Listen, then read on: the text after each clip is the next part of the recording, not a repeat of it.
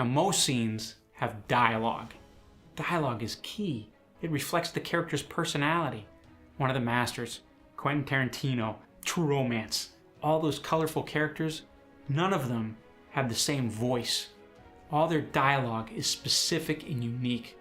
Think of Christopher Walken's character, Gary Oldman as Drexler, Clarence, Alabama, Floyd. So when you're writing dialogue, think of your character and think how would they say each line.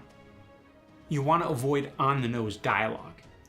Characters don't always say exactly what they're thinking. There's subtext. We say stuff, but inside we're thinking something maybe entirely different. When Harry Met Sally, when Meg Ryan says, "I really hate you," what did she really mean?